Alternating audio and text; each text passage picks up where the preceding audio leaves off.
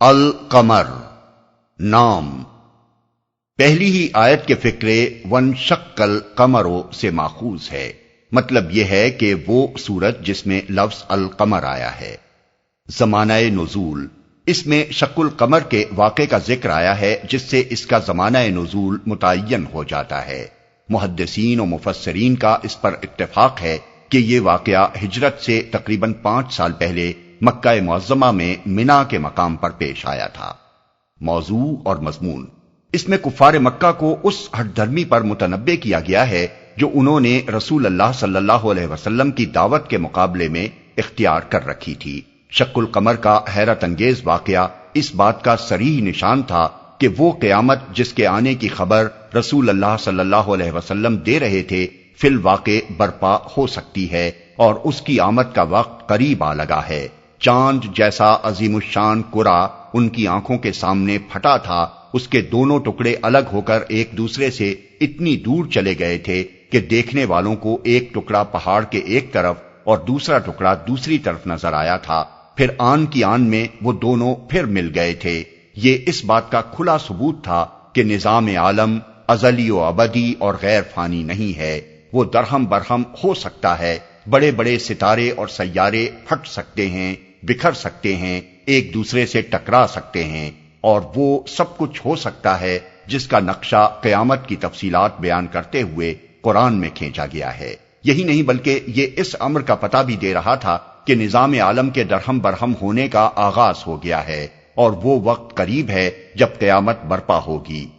نبی صلی اللہ علیہ وسلم نے اسی حیثیت سے لوگوں کو اس واقعے کی طرف توجہ دلائی اور فرمایا دیکھو اور گواہ رہو، مگر کفار نے اسے جادو کا کرشمہ قرار دیا اور اپنے انکار پر جمے رہے۔ اسی ہٹ دھرمی پر اس سورہ میں انہیں ملامت کی گئی ہے۔ کلام کا آغاز کرتے ہوئے فرمایا گیا ہے کہ یہ لوگ نہ سمجھانے سے مانتے ہیں، نہ تاریخ سے عبرت حاصل کرتے ہیں، نہ آنکھوں سے صریح نشانیاں دیکھ کر ایمان لاتے ہیں۔ اب یہ اسی وقت مانیں گے جب قیامت فی الواقع برپا ہو جائے گی اور قبروں سے نکل کر یہ داور محشر کی طرف دوڑے جا رہے ہوں گے۔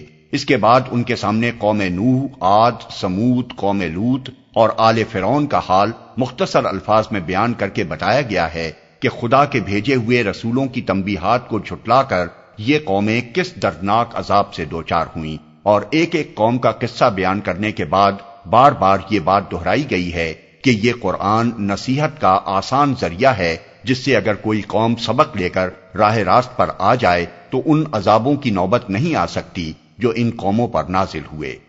اب آخر یہ کیا حماقت ہے کہ اس آسان ذریعے سے نصیحت قبول کرنے کے بجائے کوئی اسی پر اصرار کرے کہ عذاب دیکھے بغیر نہ مانے گا۔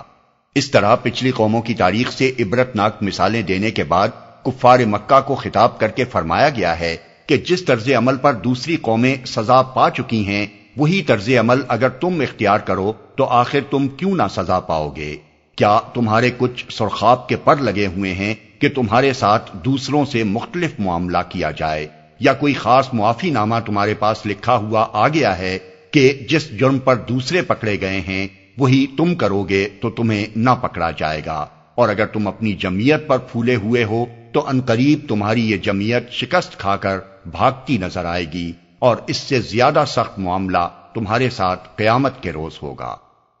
آخر میں کفار کو بتایا گیا ہے کہ اللہ تعالیٰ کو قیامت لانے کے لیے کسی بڑی تیاری کی حاجت نہیں ہے، اس کا بس ایک حکم ہوتے ہی پلک جھپکاتے وہ برپا ہو جائے گی۔